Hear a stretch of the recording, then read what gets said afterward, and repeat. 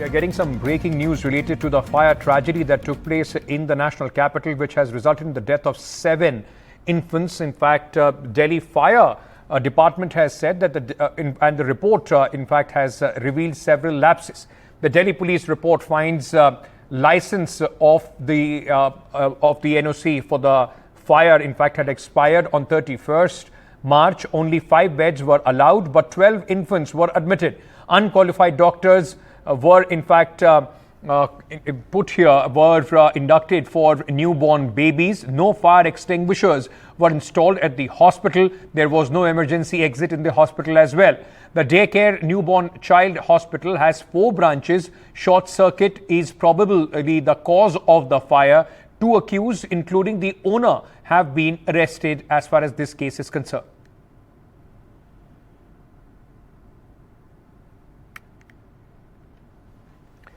Let me bring in my colleague Mukesh Singh Sengar at this moment. Mukesh, police ने बहुत सारी जो कहानियां हैं वो बताई हैं.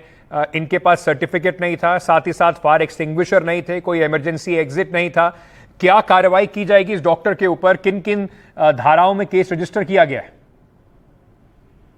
देखिए, जो डॉक्टर नवीन है और साथ में जो डॉक्टर आकाश है, इन दोनों को दिल्ली पुलिस ने अरेस्ट कर लिया है. इनके खिलाफ IPC 304 और 308 यानी कि गैर इरादतन हत्या और 308 जो है वो भी गैर इरादतन हत्या की धारा है, जिसमें काफी लंबी सजा होती है. 304 में 10 साल की सजा होती है और दोनों को अरेस्ट कर लिया गया है. पुलिस के मुताबिक जो बेबी केयर सेंटर था उसमें आग बुझाने के इंतजाम नहीं थे.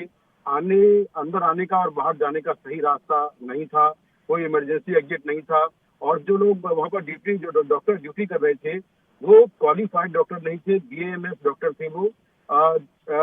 पुलिस की रिपोर्ट के मुताबिक जो बेबी केयर सेंटर है उसका जो लाइसेंस है वो 31 मार्च 2024 को एक्सपायर हो गया था. उसके बाद भी ये जो केयर सेंटर है वो चल रहा था. हालांकि एक्सपायर जो लाइसेंस होता है उसके एक्सपायर होने के बाद केवल 5 बेड अलाउ है, जबकि वहां पर 12 बच्चे एडमिट थे. पुलिस के मुताबिक ये जो बेबी केयर सेंटर है इसकी 4 ब्रांच है. एक विवेक विहार में है, दूसरी पंदाई बाग में है, तीसरी फरीदाबाद में और चौथी गुड़गांव में. बेबी केयर सेंटर के मालिक जो नवीन खिलची हैं वो पेडियाट्रिक मेडिसिन में उन्होंने MD किया है और वो पश्चिम बिहार के रहने वाले हैं. उनकी पत्नी जागृति वो पेशे से डेंटिस्ट है और उनकी पत्नी इस बेबी केयर सेंटर को चला रही थी. अब तक की जांच में पता चला है कि जो आग लगने का कारण है, जो रीजन है, वो शॉर्ट सर्किट है. डॉक्टर आकाश और डॉक्टर नवीन को अरेस्ट कर लिया गया है और इस मामले में दिल्ली पुलिस आगे की जांच कर रही है. जी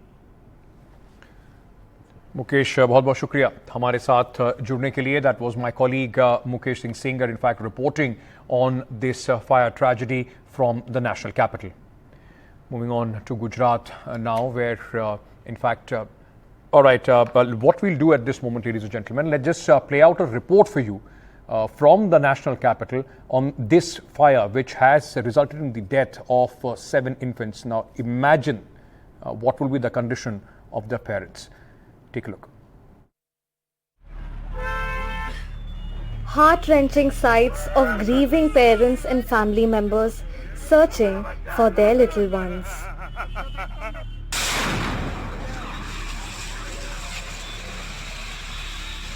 Young lives snuffed out, 7 infants killed in a massive blaze as fire engulfed this baby care unit at 11:30 on Saturday night in Delhi's Vivek Vihar. 12 babies were rescued from the horrific flames, of which 5 are undergoing treatment.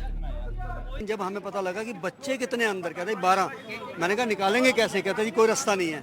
पीछे से गए, पीछे भी कोई दरवाजा नहीं था. हम फर्स्ट फ्लोर पर चढ़े, शीशे तोड़ के अंदर घुसे, एक एक करके बच्चों को निकालना पड़ा क्योंकि बच्चों के बेड को भी आग लग चुकी थी. कोई एम्बुलेंस नहीं आई थी. इवन देन 4 घंटे तक नहीं आई. जब तक हम लोग यहाँ थे सारे बच्चों को भेज दिया, डेथ हो गई, सब कुछ हो गया, लेकिन कैट से यहाँ पे गाड़ी नहीं आई. The tragedy of parents whose babies were admitted here is unimaginable. मुझे पता नहीं है, उस पर मेरे दोस्त ने बताया मुझे भी. मेरी बेटी है, मैं छोटी, मेरे दोस्त ने मुझे बताया मुझे भी. बेबी केयर में तो भागा हो गया मैं. मैं सर मुझे पता नहीं कुछ भी, अभी मैं तो घर जा रहा हूँ. Locals claim the fire was caused due to negligence and presence of oxygen cylinders. The fire department says the building did not have a clearance.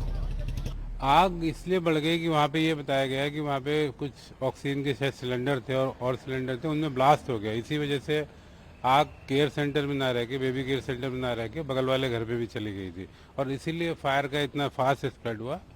Total हम लोगों ने करीब 16 गाड़ियाँ बाद में भेजी थी क्योंकि बच्चों का मामला था, बगल में घर फेंक रही थी, बट अनफॉर्चुनेटली जो है 6 बच्चों को नहीं बचाया जा सका। At the GTB hospital mortuary, 7 infants who died were brought for post-mortem. हमारी बच्ची चली गई हमारे हाथ से इनकी लापरवाही की वजह से। मतलब 2-2.5 लाख रुपए लग गए, अब बच्ची नहीं हमारी। बताओ कितने दिन की वहाँ के वो जो पड़ोसी है ना, वो भी बोल रहे हैं इन्होंने बहुत लापरवाही करी है। वो सिलेंडर में बहुत दिन से हो रहा था। वो आपको कब पता चला? हमें तो अभी पता चला, हमें तो पता ही नहीं चला। वो तो हमारी बच्ची ने नेट पे निकाला जब पता चला कि वही वाला हॉस्पिटल है ये। The 5 babies who are got saved are undergoing treatment at the NICU and are recovering. An FIR has been lodged against the owner of the care unit, Naveen Kinchi, and he was arrested by police on Sunday evening after a day-long manhunt. Political blame game broke out over the tragedy. मैं कह रहा हूँ ना कि दिल्ली सरकार का, दिल्ली नगर निगम का भ्रष्टाचार का ये जीतता जाता उदाहरण। ये हादसा नहीं है, ये हत्या है। मेरी फायर डिपार्टमेंट के हेड से बात हुई और उन्होंने बताया कि उनका अंदाज़ा है कि शायद शॉर्ट सर्किट की वजह से आग लगी और क्योंकि ऑक्सीजन सिलेंडर इसके अंदर थे तो ऑक्सीजन सिलेंडर ब्लास्ट होने की वजह से ये आग काफ़ी बढ़ गई। A case was also lodged against the care unit back in 2021 as well, when a video of a nurse beating a child went viral on social media. Naveen, the owner of the baby care center, was arrested from Delhi and he runs many baby centers in Delhi. He's under interrogation by the Delhi police right now. With camera person Mohammad Mursalin, this is Tanushka Datta for NDTV. From the fire tragedy in Delhi to the fire tragedy in Gujarat, Rajkot, where a gaming zone fire, in fact, snuffed out 27 lives, including children. Now, the Gujarat High Court has taken cognizance and has sought answers regarding the safety. Gujarat High Court has said this is a man-made disaster. Gujarat High Court also asked the Rajkot Municipal Corporation for clarification. Take a look at this report.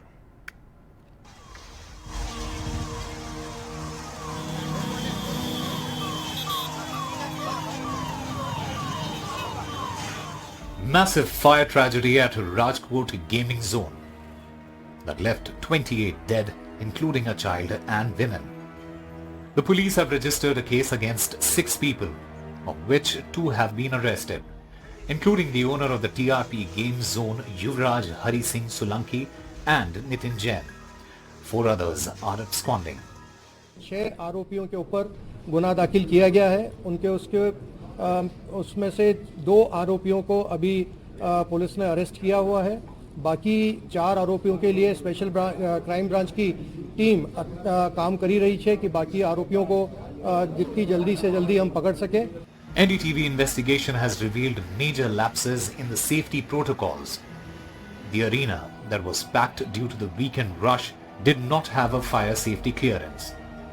The gaming zone had filed for a fire NOC just a few days ago after operating for 4 years, but till now the TRP game zone did not have a fire safety certificate. It has also come to light that the primary reason for the fire was the welding work going on in the arena. Fire spread quickly due to the wooden structure. The gaming arena only had single exit and entry, which too was blocked as a temporary structure collapsed near it, trapping people inside. Till now, 28 people have died in the fire, which include a child who was 9 to 10 years old. 5 were women and the rest were 18 to 20 years old.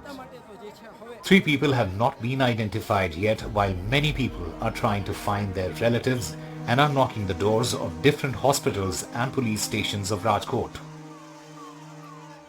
DNA samples of all the people have been taken for the purpose of identification of bodies, as most are charred beyond recognition. The samples have been sent to Jamnagar. Police को पूछ रहे तो कुछ बता नहीं रहे। Crime branch में गए, हम एसओजी में गए, वहाँ बात की कि यहाँ है नहीं, नाम लिखवा दिया, सब दिखाए, निशानी बिशानी लिखी, हाथ में कड़ा पहना था वो भी बताया, पर अभी कुछ पता नहीं चल रहा है। हम गिरिराज हॉस्पिटल गए, स्टर्लिंग हॉस्पिटल गए, सब गए, वहाँ भी कुछ, गिरिराज में 3 लोग थे, वो तो कोई नाम तो था नहीं। This is not the first time where this type of case has happened in Gujarat, and many people have lost their lives. Because of administration negligence, many innocent people are suffering. Now, the major question rises is that what type of action will police and administration takes on TRP Gaming? With cameraman Praveen Rohit, Paras Dama for NDTV 24/7, Rajkot. Cyclone Rumal is expected to make landfall in a short while from now. The IMD has said that the cyclone will make landfall between the coast of West Bengal and Bangladesh. The Kolkata airport has decided to suspend flight operations between May 26 to 27 due to the impact of the cyclone.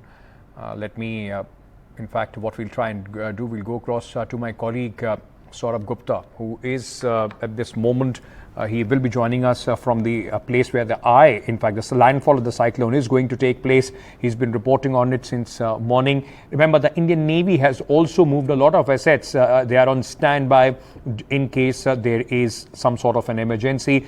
The IMD has also, the cyclone has now been put in the severe cyclonic category, and that is why administration across not only in West Bengal but in Tripura and southern some other northeastern states have also taken precautions as far as this cyclone is concerned. Let me very quickly go across to my colleague Saurabh Gupta, who joins us at this moment. Saurabh, when we were talking the last time, it seemed that the air was relatively calmer, but as they say, it was the calm before the big, in fact, cyclone. What is the condition at this moment? I can see you are outside. In how many hours is the cyclone is going to make the landfall?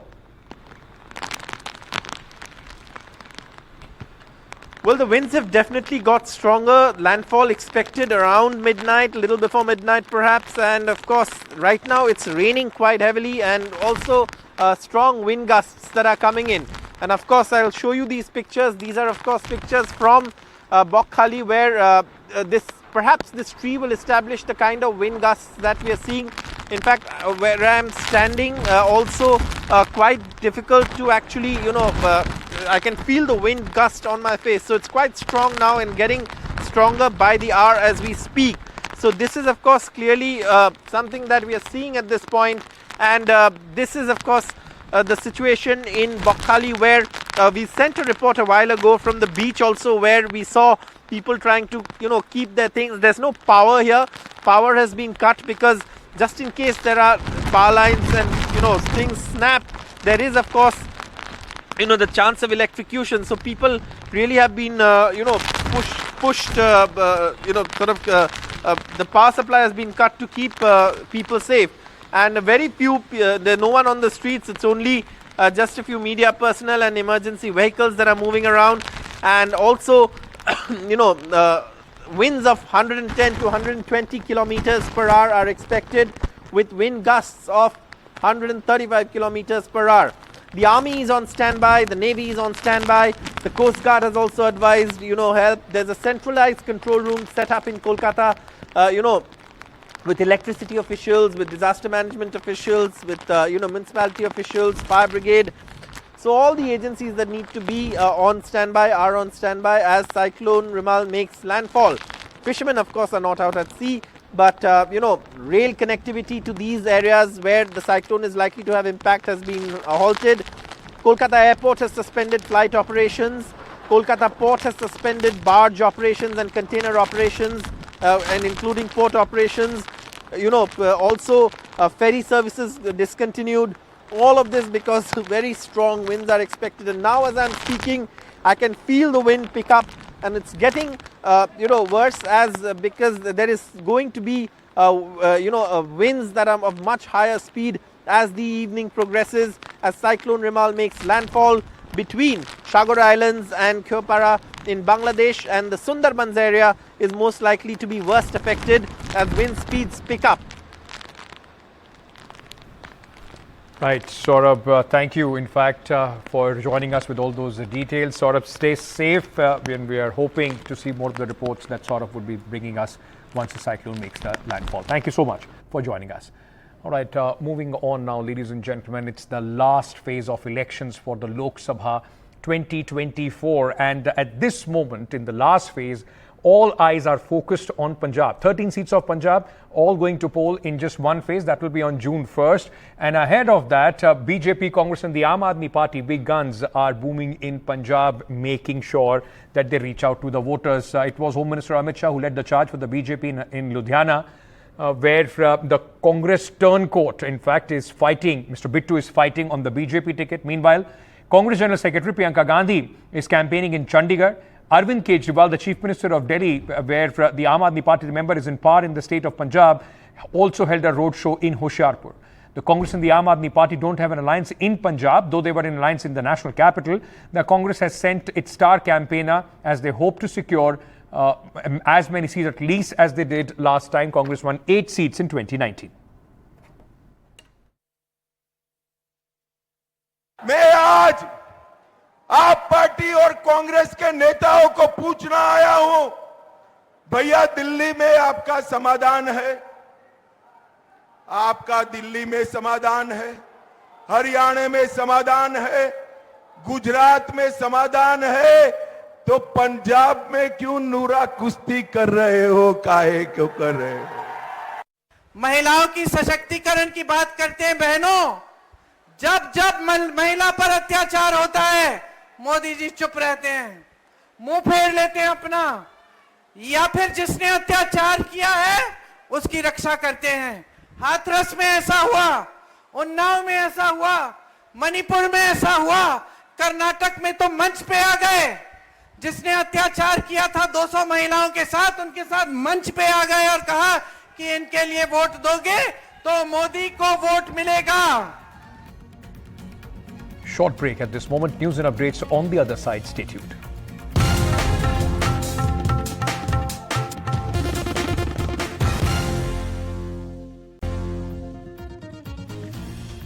Welcome back. Let's get you some international news. Now, this is coming in once again from Israel, where escalation in tensions after 4 months. Now, Hamas is said to have fired rockets in central Israel. In fact, these rockets were fired apparently from Rafah and have gone all the way across to Tel Aviv. This has escalated tensions. Remember, there is already the International Court which has asked Israel not to enter Rafah and in fact continue with their offensive. How does this change the whole dynamics of the conflict? Let me bring in at this moment a conversation that I had earlier with Eran Singer, Arab Affairs correspondent, Israel TV. Listen in.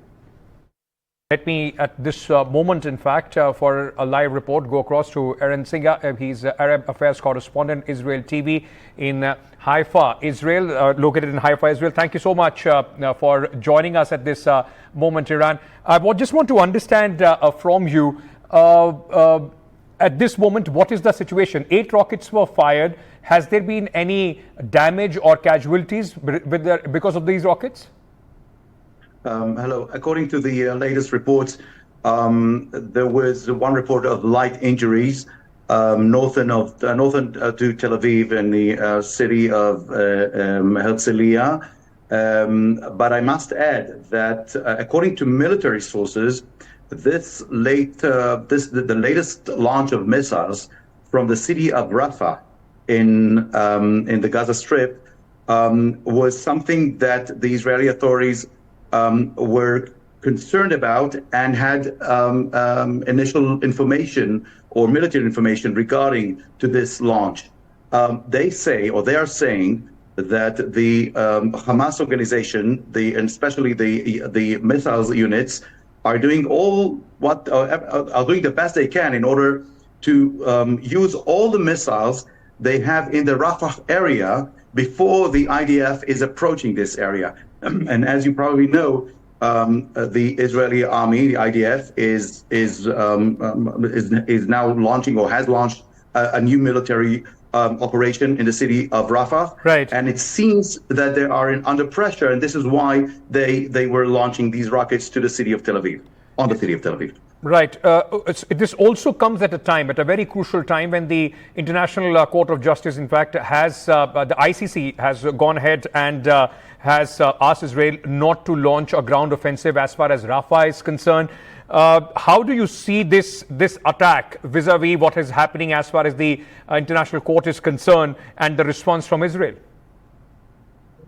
Well, if you ask Hamas, they are willing, or they would like the Israeli forces to get into Rafah for their own reasons. They want to show the world that Israel is not obeying the international law, that Israel is doing what it can when it's ignoring what the international community has to say about it.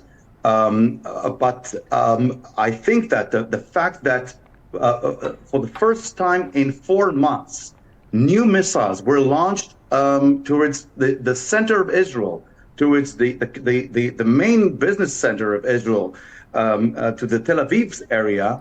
It's another proof why Israel is working so hard to get rid of Hamas in this specific area. But it's not the only objective. The Israeli army has said over and over again that the reason that the IDF is working so hard to get into Rafah is to find the Israeli hostages, the Israeli citizens who were kidnapped by Hamas and are being held there. Do you also think, because one of the initial objectives when Mr. Netanyahu, the Prime Minister, started this offensive against Hamas across Gaza was to decapacitate Hamas for any capacity to launch such attacks as far as Israel is concerned? This war has been long. This has been a bloody war where a lot of people, civilians in both, initially in Israel, and then a disproportionate number of civilians have been killed on the Gaza Strip as well. Do you see at this moment that objective is not yet achieved, objective of completely disarming, discapacitating, the Hamas from their capacity to launch such attacks on Israel? Sir, you are right. You are now putting your finger on the number one issue, the number one argue that is now being held in Israel regarding this war. In the beginning of this war, the government of Israel promised the citizens of Israel that 2 objectives will be achieved: that Israel will do the best it can in order to destroy Hamas, and that all the Israeli hostages will be returned back home. None of these objectives has been achieved so far. And many people in Israel are asking the question, why and how can it be after so many months that none of these aims have been achieved? On the other hand, what we are seeing right now, and the fact that Hamas is still capable of launching rockets on Israel, is another proof why if you ask the majority of Israelis, they will tell you that Hamas must be eliminated. That the